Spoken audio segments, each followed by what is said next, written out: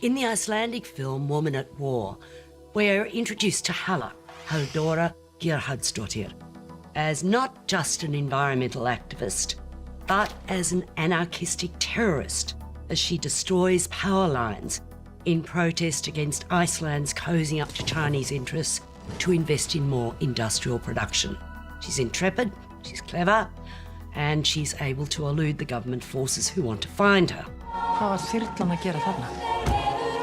Þú verður að stoppa núna. Við verðum að klára planið. Sko. Við erum líka síðasta kynslóðin sem getur brugðist við og stöðvað hernaðinn gegn móður jörð. Fjallkonan.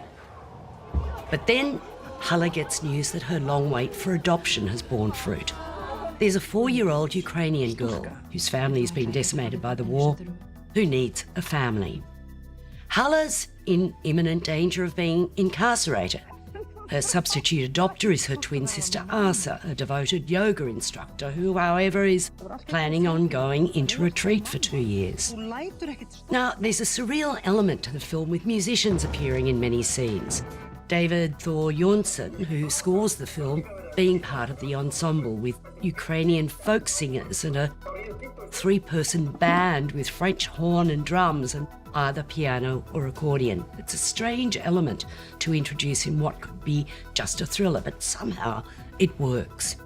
The widescreen photography by Bernstein Björgulfsson is a knockout, emphasising the beauty of the landscape and all that could be lost. And co-writer-director Benedikt Erlingsson has done a fine job of bringing this environmentally conscious film together. The final scene says it all. It's a disciplined film, a really interesting one. Yes, I loved this film. I absolutely adored it.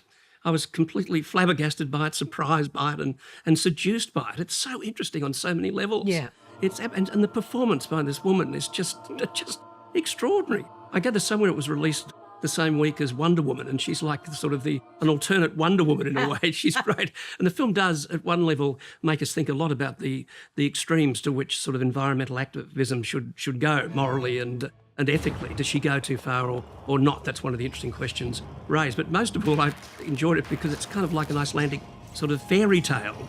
It's got all these elements of traditional fairy tales and traditional sort of Icelandic folk sagas that go right back to the 13th century.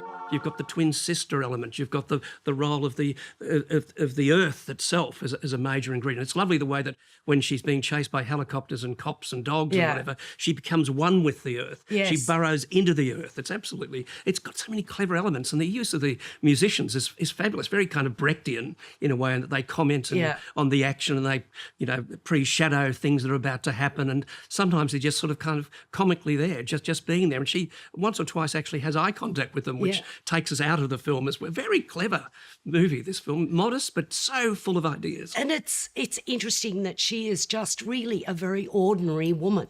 She's not, she's the other, this intrepid, anarchist.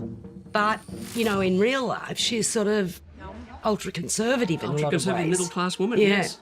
No, and she's a musician, isn't she? Yeah. She's the choir mistress. Yeah, which is they're very nice scenes as well. And she's got a lovely singing voice. They were quite cute, those scenes. I like that. I just love this film. Oh, I'm glad you liked. Loved it. What are you going to give it? I'm going to give it 4.5. I think it's one of the most intriguing movies I've watched for a while. I loved it. Whoa, I'm giving it 4. Okay.